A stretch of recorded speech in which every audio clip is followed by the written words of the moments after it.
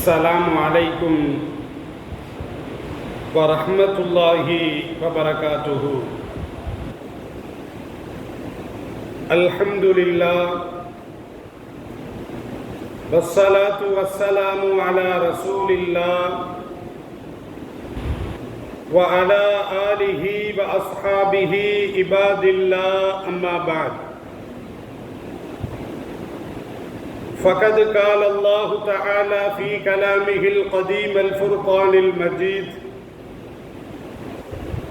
أعوذ بالله من الشيطان الرجيم، بسم الله الرحمن الرحيم. وما كان لنبي أن يغل ومن يغل يأت بما غل يوم القيامة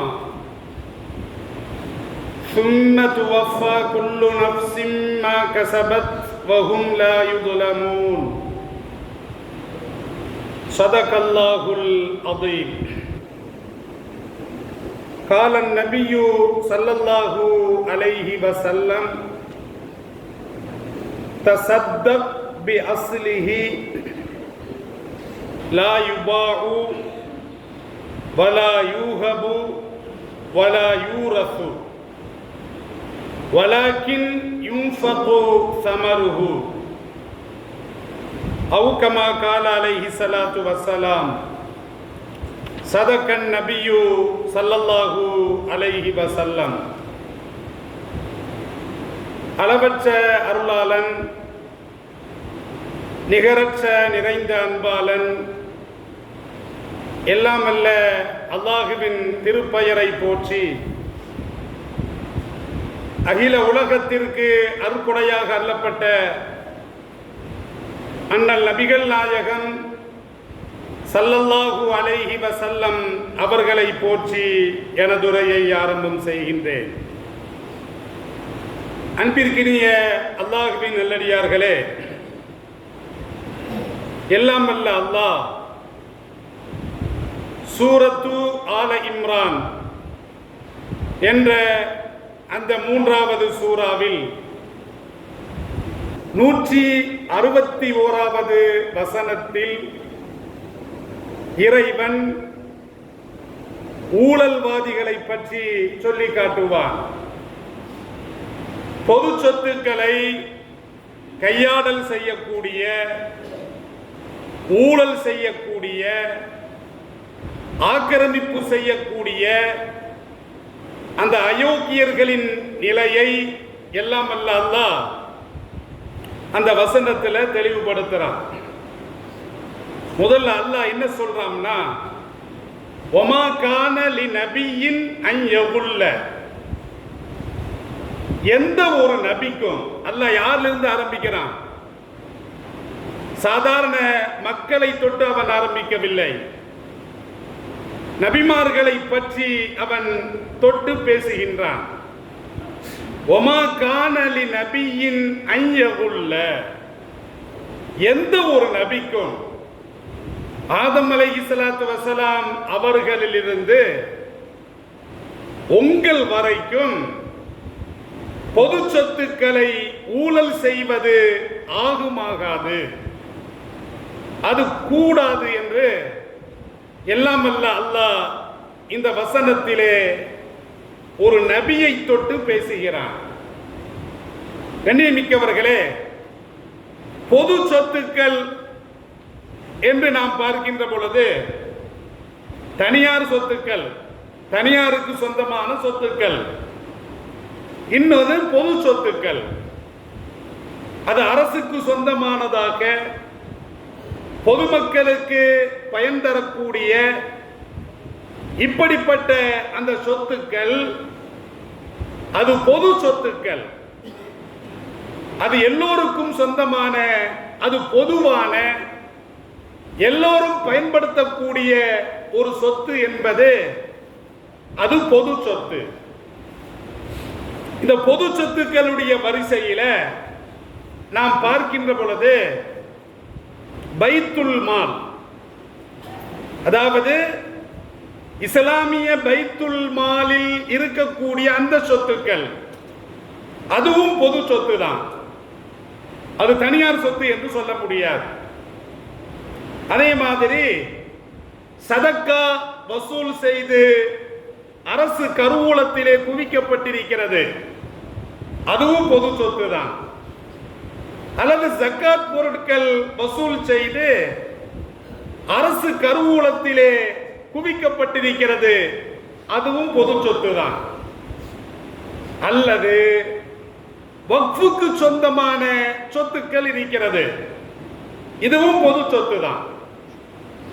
ஸல்லல்லாஹு அலைஹி வஸல்லம் அவர்களுடைய பேர குழந்தை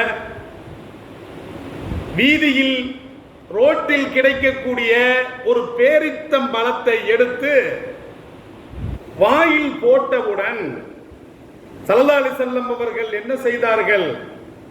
சின்ன குழந்தை தானே, அது சாப்பிட்டு போகட்டுமே என்று விடவில்லை. வாயிலிருந்து அந்த பழத்தை எடுத்து வெளியிலே போட்டார்கள். என்ன சொன்னாங்க தெரியுமா? அதுவும் பொது சொத்திலே கட்டுப்பட்டது, அரசுக்கு சொந்தமான பொது சொத்து. இது சதக்காவாக இருக்கலாம் அல்லது தர்மமாக இருக்கலாம். இந்த சதக்கா தான தர்மங்கள் அரசு கருவூலத்திலே சேர்க்கப்படும், அது பொதுமக்களுக்கு பயன்படுத்தப்படும். அரசினுடைய பொது சொத்தில் இருந்து எந்த ஒரு பொருளையும் எனது குடும்பத்தினர் பயன்படுத்துவது ஹராம் என்று ஸல்லல்லாஹு அலைஹி வஸல்லம் சொல்றாங்க. கண்ணியமிக்கவர்களை சிந்தித்து பாருங்கள். அப்ப அது பொது சொத்து என்ற காரணத்தினால் அதிலிருந்து சாதாரண ஒரு பேரித்தம்பழம் அதை கூட சாப்பிடக்கூடாது என்று ஸல்லல்லாஹு அலைஹி வஸல்லம் அவர்கள் ஒரு அரசாங்கம் எப்படி நடத்த வேண்டும், ஒரு அரசின் சொத்துக்களை தனது குடும்பத்தினர் பயன்படுத்தக்கூடாது என்ற அந்த விதியில ஸல்லல்லாஹு அலைஹி வஸல்லம் அவர்கள் உறுதியாக இருந்தார்கள். அப்ப இதுவெல்லாம் பொது சொத்துக்களாக பாதிக்கப்படுகிறது. அந்த வரிசையில போர்க்களத்தில் எதிரிகள் விட்டு சென்ற அந்த சொத்தும் பொது சொத்து தான். அது எப்போது பங்கு செய்யப்படுகிறதோ, யார் யாருக்கு என்ன பங்கு வருகிறதோ அப்போதுதான் போர் வீரர்களுக்கு அது சொந்தமாகுமே தவிர பங்கு வைக்கப்படாத சிதறி கிடக்கக்கூடிய வாள்கள், ஈட்டிகள், அம்புகள், போர் தளவாடங்கள், கால்நடைகள், குதிரைகள் எதுவாக இருந்தாலும் போர்க்களத்தில் கிடைக்கக்கூடிய அதுவும் பொது சொத்து தான். கண்ணியமிக்கவர்களே, இந்த வசனம் இறங்கிய காரணம் போர்க்களத்திலே எதிரிகள் விட்டு சென்ற அந்த பொருள் அல்லாஹ்விற்கு சொந்தமானது, அல்லாஹ்வுடைய தூதருக்கு சொந்தமானது. எப்போது அல்லாஹ்விற்கு சொந்தம், அல்லாஹ்வுடைய தூதருக்கு சொந்தமாகிவிட்டதோ அது பொது சொத்து. அப்ப போர்க்களத்தில் எதிரிகள் விட்டு சென்ற அந்த பொது சொத்திலே எவரும் ஊழல் செய்யக்கூடாது. அது சின்ன துணியாக இருந்தாலும் சரிதான், அது அற்ப பொருளாக இருந்தாலும் சரிதான், யாருக்கும் அது தகுதி கிடையாது. நபிக்கு கூட அது தகுதி கிடையாது. கண்ணியமிக்கவர்களே, அப்ப இந்த வசனம் குறிப்பாக போர்க்களத்தில் போர் சம்பந்தப்பட்ட அந்த பொருளாதாரத்தில் இறங்கினாலும் கூட இந்த வசனம் என்பது எல்லோருக்கும் பொதுவானது, எல்லா சொத்துக்களுக்கும் பொதுவானது. போர்க்களத்தில் எதிரிகள் விட்டு சென்ற அந்த சொத்து எப்படி பொது சொத்தோ அதே போன்று ஜகாத்தாக இருக்கட்டும், சதக்காவாக இருக்கட்டும், சதக்கா ஜாரியாவாக இருக்கட்டும், சதக்கத்துல் ஃபித்ராக இருக்கட்டும், அல்லது வக்ஃபாக இருக்கட்டும், இதுவெல்லாம் என்னது? இது பொது சொத்து, பொதுமக்களுக்கு சொந்தமானது, அரசுக்கு சொந்தமானது. இந்த பொது சொத்திலே எந்த நபியாக இருக்கட்டும், எவனாக இருக்கட்டும், எவனுக்கும் அதிலே உரிமை கிடையாது, ஊழல் செய்யக்கூடாது. அல்லாஹ் சொல்றான், ஒமை யகுலுல் எவன் ஊழல் செஞ்சானோ, வக்ஃபு சொத்துல எவன் ஊழல் செஞ்சானோ, எவன் அரசு சொத்தில ஊழல் செஞ்சானோ, எவன் மக்கள் சொத்திலே பொது சொத்திலே ஊழல் செய்தானோ, அந்த ஊழல் பேர்வழி பெருச்சாலி யஅதி பிமா கல்ல யௌமல் கியாமா, நாளை மறுமையில எதை ஊழல் செய்தானோ அதை அவன் சுமந்து கொண்டு வருவான். ஒரு 10 ஒட்டகத்தை ஊழல் செஞ்சுட்டான், ஓட்டிட்டு போயிட்டான். மறுமையில 10 ஒட்டகத்தை சுமந்து கொண்டு வரணும். ஒரு 5 ஏக்கர் வக்ஃபு சொத்தை ஆட்டைய போட்டான். இந்த 5 ஏக்கர் நிலத்தையும் 7 பூமிகள் வரைக்கும் தோண்டப்பட்டு, எத்தனை பூமி? 7 வானங்கள் 7 பூமிகள் இருக்கிறது.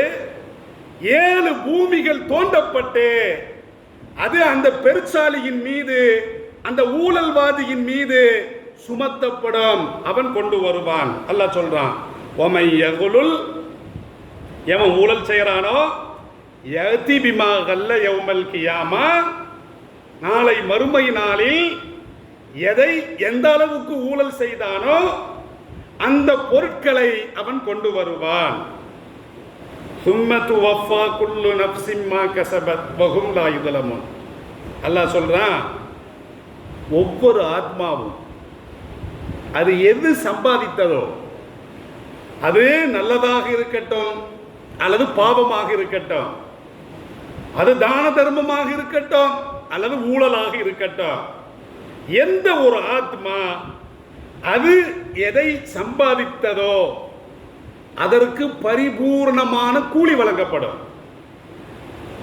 நன்மையாக இருந்தால் அதற்கு கூலி, பாவமாக இருந்தால் அதற்கு கூலி.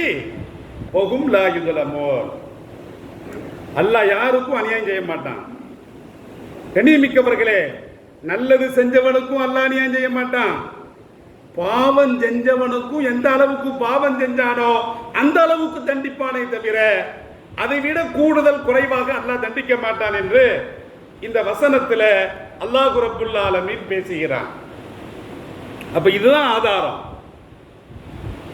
அப்போ ஒரு நிர்வாகத்திற்கு வருகின்ற பொழுது அப்ப அந்த நிர்வாகி என்ன செய்ய வேண்டும் என்று சொன்னால், பொது சொத்துக்களை அவர் கையாடல் பண்ணக்கூடாது, பொது சொத்துக்களை தன் பேரில் எழுதிவிடக் கூடாது.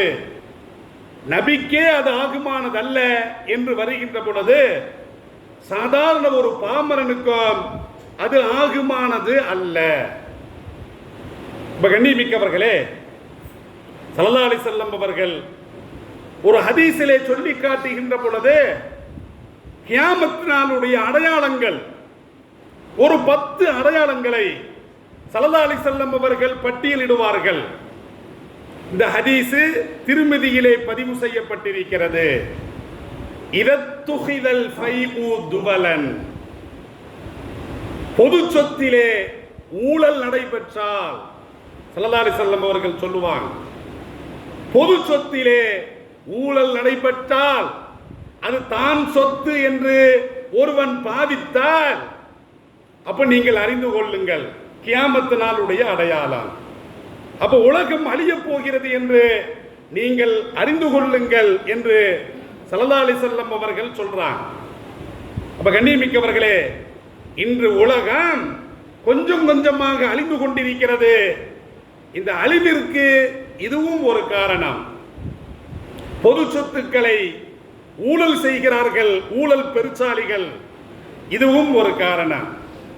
அப்ப கண்ணியமிக்கவர்களே, இந்த ஊழல் பேருவழிகள், அவனுக்கு சாதி கிடையாது, மதம் கிடையாது, அவனுக்கு இனம் கிடையாது. அப்ப பொது சொத்துக்களை அடிப்பதில், தனது வயிறை நிரப்பதில் அதுதான் அவனுக்கு குறிக்கோளாக இருக்கிறது. இப்படி உலகம் முழுவதும் நாம் பார்த்து கொண்டே வருகிறோம். கண்ணியமிக்கவர்களே, அப்ப வக்ஃபு சொத்து என்று வருகின்ற பொழுது அது பொது சொத்தாக இருக்கிறது, அது அல்லாஹ்விற்கு சொந்தமான சொத்தாக இருக்கிறது. அப்ப அந்த சொத்தை நிர்வாகம் செய்யக்கூடிய நிர்வாகிகள் எப்படி இருக்க வேண்டும்? கண்ணியமிக்கவர்களே, எல்லாரும் நிர்வாகத்துக்கு வந்துட முடியுமா? இப்ப கண்டவன்லாம் நிர்வாகத்துக்கு வர்றான். வக்ஃபு என்று வருகின்ற பொழுது, ஒரு சொத்து என்று வருகின்ற பொழுது, தொழுகை இல்லாதவன், சுத்தம் இல்லாதவன், நாம் கே வாஸ்தே பெயருக்கு முஸ்லிமா இருக்கும், அவன் உள்ள வர்றான். எதுக்கு வர்றான்? ஊழல் பண்றதுக்காக வர்றான். அல்லாஹ் குர்ஆன்ல என்ன சொல்றான்? இன்னமா யஅமுரு மசாஜித் அல்லாஹ் மன் ஆமன பில்லாஹி வல் யௌமில் ஆகிரி வ அகாமஸ் ஸலாத்த வ ஆத்தஸ் ஸகாத்த வ லம் யக்ஷ இல்லல்லாஹ்.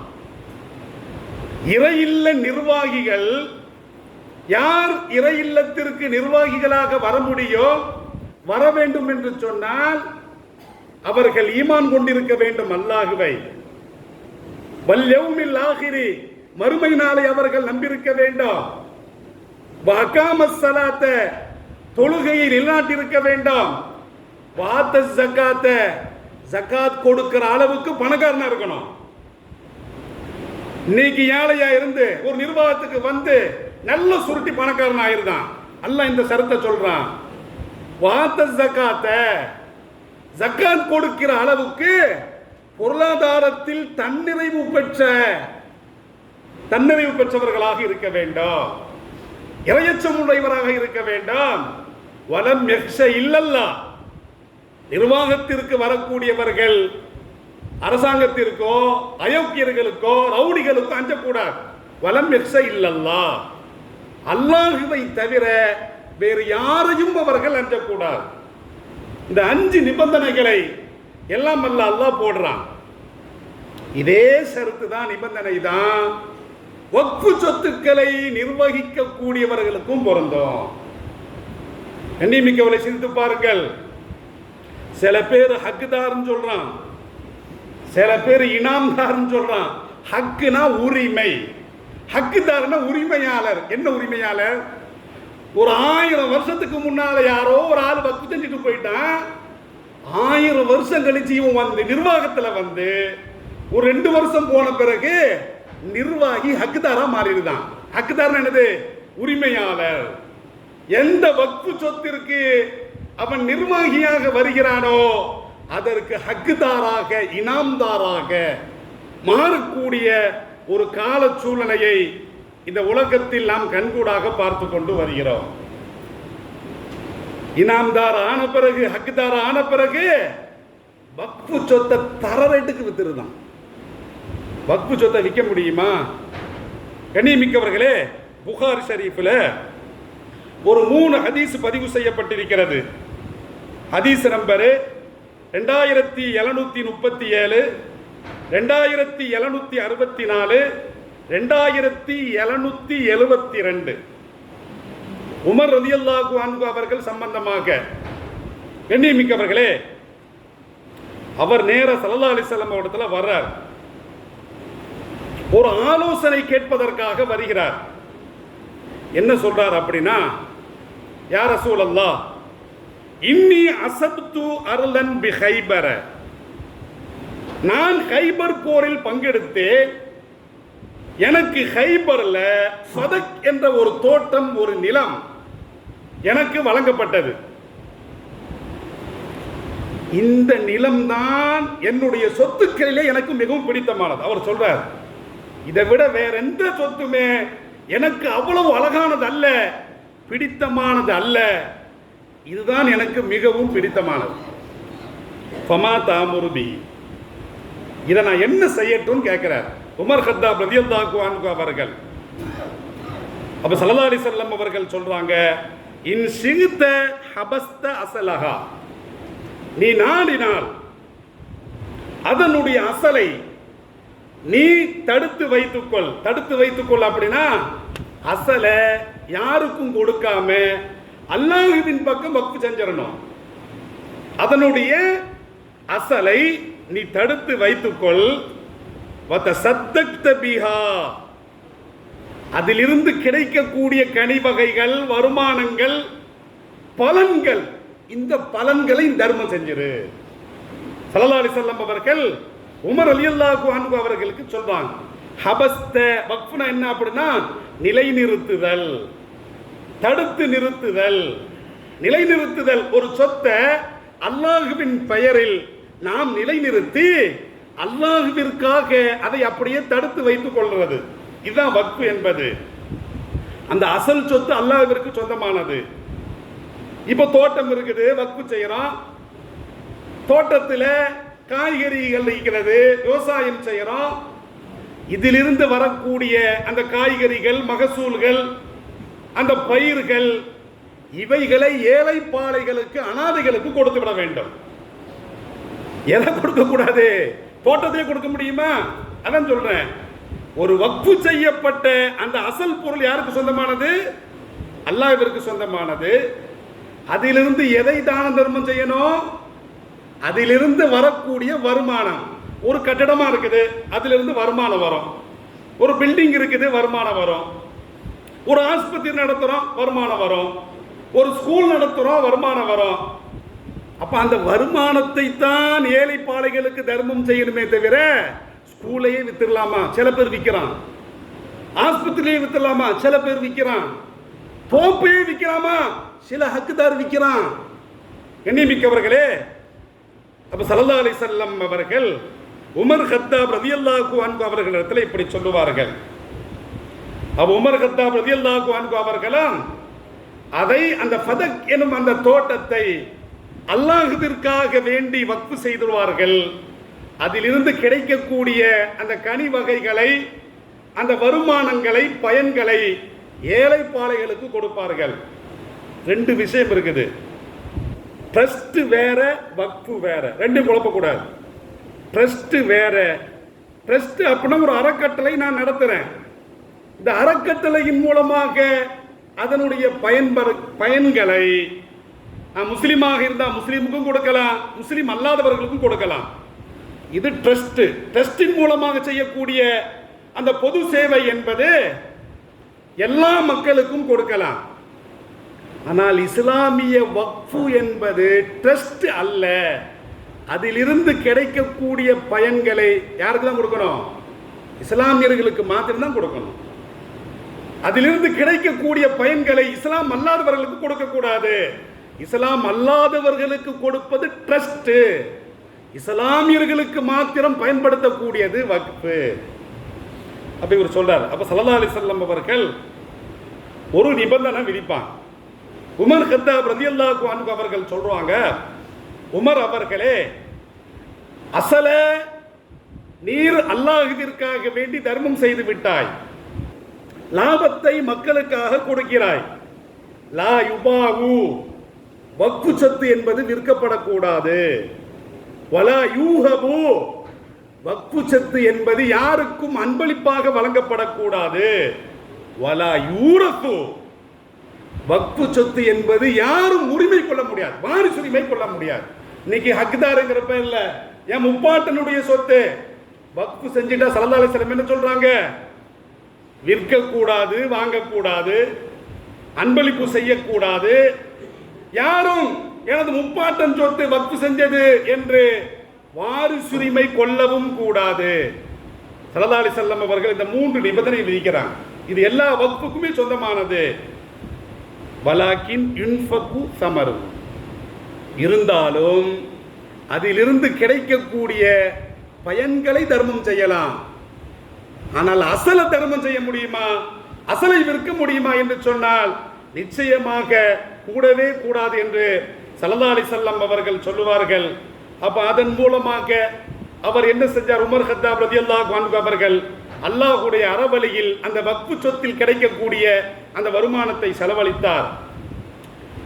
அடிமைகளை உரிமை செய்வதற்காக செலவழித்தார், ஏழைகளுக்காக செலவழித்தார், விருந்தாளிகளுக்காக செலவழித்தார், வழிபோக்கர்களுக்காக செலவழித்தார், அப்ப உறவுக்காரர்களுக்காக செலவழித்தார். மேலும் ஸல்லல்லாஹு அலைஹி வஸல்லம் அவர்கள் சொல்றாங்க, இந்த வக்ஃபை நிர்வகிக்கக்கூடிய ஹக்தாருக்கு, அந்த இனாம்தாருக்கு ஸல்லல்லாஹு அலைஹி வஸல்லம் என்ன சொல்றாங்க தெரியுமா? வலா ஜுனாஹ அலா மன் வலியஹு, எவன் வக்ஃபு சொத்தை நிர்வகிக்கிறானோ அவன் மீது குற்றம் கிடையாது. என்ன குற்றம் கிடையாது? ஐயௌகுல மின்ஹா பில் மாரூஃபி, அதிலிருந்து எந்த அளவுக்கு சாப்பிடலாமோ அந்த அளவுக்கு சாப்பிடலாம். அதுதான் கதியேன்னு கிடக்கிறாரு, வேற வருமானம் கிடையாது அப்படின்னா அதிலிருந்து உன் வீட்டுக்கு ஒரு மாசம் ஒரு நெல் மூட்டை தேவைப்படுதா, அதை எடுத்துக்கலாம். அழகிய முறையில் அதிலிருந்து எடுத்து நீ சாப்பிட்டு கொள்ளலாம், அல்லது உனது தோழர்களுக்கு சாப்பிட கொடுக்கலாம். படோடோபம் கூடாது, பொருளாதாரத்தில் வரம்பு மீறுதல் கூடாது. ஸல்லல்லாஹு அலைஹி வஸல்லம் அவர்கள் சொல்றாங்க. இன்னைக்கு நீங்க பாருங்க, இன்னைக்கு ஹக்தார் அப்படியா செய்யறான். நீங்கள் திருநெல்வேலியில் நீங்கள் எடுத்துக்கொண்டால், நீங்கள் திருநெல்வேலியில் எடுத்துக்கொண்டீங்கன்னா எவ்வளவு வக்ஃப் சொத்து இருக்கு தெரியுமா? பேட்டையில் இப்படி நாம பொதுவாக நம்ம சொல்றோம் எவ்வளவு வக்ஃப் சொத்துக்கள் இருக்கிறது. நெல்லை சீமையில் பிரபலமாக இயங்கக்கூடிய ஒரு சிமெண்ட் தொழிற்சாலை வக்ஃப் சொத்து ஆட்டையை போட்டு தான் வச்சிருக்கிறான். இதெல்லாம் யார் மீட்கிறது? கண்ணியமிக்கவர்களே, அங்க ஒரு பள்ளிவாசல் தாளையத்துன்னு நினைக்கிறேன், ஒரு பள்ளிவாசல். அந்த பள்ளிவாசலுக்கு பாத்தியப்பட்ட சொத்து தான் அந்த சிமெண்ட் தொழிற்சாலை ஆட்டையை போட்டு நல்ல பராமரித்து வச்சிருக்கான், அவன் சொத்து மாதிரி. இதெல்லாம் யார் காரணம்? இந்த சொத்து எப்படி போச்சு? அதோடு மாத்திரமல்ல, ஆட்டையை போட்டவன் பாதுகாப்பா இருக்கிறான். ஒரு பேச்சு என்ன பேச்சு வருது தெரியுமா?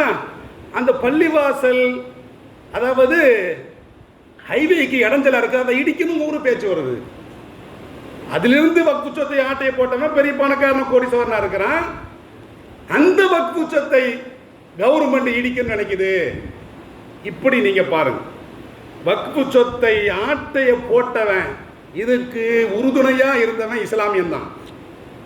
கண்ணியமிக்கவர்களே, அப்ப எதிரிகள் காஃபிர்கள் அதை நம்ம சொன்னா வக்ஃப் சொத்தை விற்கவே கூடாது.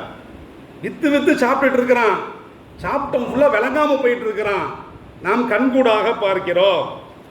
இப்படி ஏராளமான வக்ஃப் சொத்துக்கள். 100% வக்ஃப் சொத்துக்கள்ல 70% வக்ஃப் சொத்துக்கள் ஆட்டைய போட்டிருக்கிறான், அபகரிக்கப்பட்டிருக்கிறது. இந்த 30% வக்ஃப் சொத்துல ஊழல் நடைபெறுகிறது. இன்னைக்கு இந்தியாவில் பார்க்கும் பொழுது படிப்பறிவுல கம்மி, பொருளாதாரத்தில் கம்மின்னு பார்த்தா எஸ்சி எஸ்டியை விட கண்ணியமிக்கவர்களை இஸ்லாமியர்கள் பின்தங்கி இருக்கிறான். அந்த 30% வக்ஃப் சொத்துக்களை முறையாக பயன்படுத்தினால் பொருளாதாரத்தில் தன்னிறைவை பெறலாம், கல்வியில் தன்னிறைவை பெறலாம். அதை கூட நாம் செய்யாம இருக்கிறோம். இப்படி ஏராளமான உதாரணங்களை நாம் சொல்லலாம். உதாரணத்திற்கு சொல்ல வேண்டும் என்று சொன்னால், ஒவ்வொரு மாநிலத்திலும் இயங்கக்கூடிய வக்ஃப் வாரியங்களில் ஊழல் நடைபெற்றிருக்கிறது. மும்பை மகாராஷ்டிரா வக்ஃப் வாரியம், அதனுடைய ஊழலை நீங்க பார்த்தீங்கன்னா, அல் டவுன் சாலை 4532 சதுர அடி மெயின் சாலையில் 16 லட்சத்திற்கு இந்தியாவில் நம்பர் 2 பணக்காரன் அவனுக்கு விற்கப்பட்டிருக்கிறது. கண்ணியமிக்கவரை சிந்தித்து பாருங்கள், அதுல 27 அடுக்குமாடி வீடை கட்டியிருக்கிறான். சொற்ப காசுக்கு மும்பையில் அல் டவுன் சாலை, முக்கியமான சாலை, ஒரு அங்குலத்தை கூட விலைக்கு வாங்க முடியாது. இந்தியாவினுடைய நம்பர் 2 பணக்காரனுக்கு வெறும் 16 லட்சத்திற்கு மும்பை வக்ஃப் போர்டு மண்ணள்ளி போட்டுக்கு வித்திருக்குது. 1997 தமிழ்நாடு வக்ஃப் போர்டு திருவல்லிக்கேணியில பார்த்தீங்கன்னா சென்னையை எடுத்துக்கிட்டாலே எல்லாமே வக்ஃப் சொத்து தான். இன்றைய தலைமைச் செயலகம், தமிழ்நாடுடைய தலைமைச் செயலகம் எது? வக்ஃப் சொத்து ஆட்டையை போட்டாச்சு. திருவல்லிக்கேணியில 1710 சதுர அடி வெறும் 3 லட்சத்திற்கு வித்திருக்கிறான். இந்த கயவர்கள் இறைவனிடத்திலே பதில் சொல்லியே ஆக வேண்டும். நீங்க பெங்களூர் எடுத்துக்கிட்டீங்கன்னா, பெங்களூர் வக்ஃப் வாரியம் அவன் தில்லுமுள்ளு பண்ணது 5 ஏக்கர் நிலத்தில் 5000 கோடி மதிப்பில் வின்சனர் மேனர் ஹோட்டல் ஒன்று இருக்குது. நீங்க நெட்ல அடிச்சு பார்த்தீங்கன்னா தெரியும். இதை கொடுத்திருக்கிறாங்க, மாத வாடகை வெறும் 12000 ரூபாய். கண்ணியமிக்கவர்களே, டெல்லி நிஜாமுத்தீன் சாலை, டெல்லி ஃபுல்லா வக்ஃப் சொத்து தான். அந்த நிஜாமுத்தீன் சாலையில சில ஸ்கூல்கள் இயங்குகிறது. மாத வாடகை எவ்வளவு தெரியுமா? 1000 ரூபாய். இப்படி விசாகப்பட்டினத்தை நீங்கள் எடுத்துக்கொண்டால் அரசே வக்ஃப் சொத்தை ஊழல் செய்கிறது.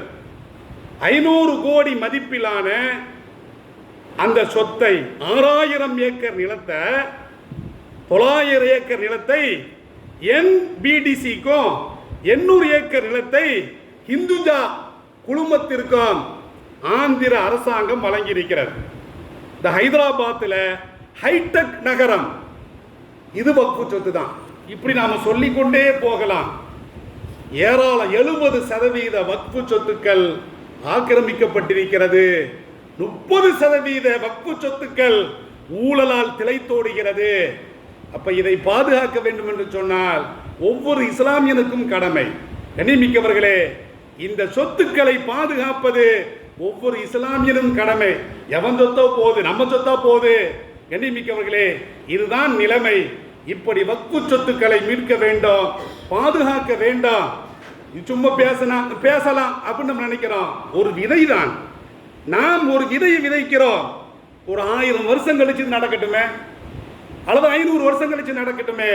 ஆகவே கண்ணியமிக்கவர்களே, அப்போ ஒவ்வொருவருக்கும் கடமை இருக்கிறது. வக்ஃபு சொத்துக்களை மீட்க வேண்டாம். எங்கெங்க வக்ஃபு சொத்து இருக்குன்னு யாருக்குமே தெரியாது. அந்த ஹக்குதார் என்கிற பெயரில் அவனுக்கே தெரியாது, ஆட்டையை போட்டுறான். எனவே இன்ஷா அல்லாஹ் வக்ஃபு சொத்துக்களை மீட்க வேண்டாம், அதை நாம் கண்காணிக்க வேண்டாம், அதை நாம் முறைப்படுத்த வேண்டாம். இது காலத்தின் கட்டாயமாக இருக்கிறது. ஏனென்று சொன்னால் அவை யாவும் அல்லாஹ்வுடைய சொத்து. அந்த சொத்தை பாதுகாப்பது ஒவ்வொரு இஸ்லாமியின் மீதும் கடமையாக இருக்கிறது. அப்படிப்பட்ட வாய்ப்பினை எல்லாம் வல்ல அல்லாஹ் ஒவ்வொரு இஸ்லாமியனுக்கும் அந்த எண்ணத்தையும் அந்த முயற்சியையும் இறைவன் கொடுத்தார் புரிவானாக. வாஹிர் தஅவானா அனில் ஹம்துலில்லாஹி ரப்பில் ஆலமீன். அஸ்ஸலாம் அலைக்கும் வரஹ்மத்துல்லாஹி வபரகாத்துஹு.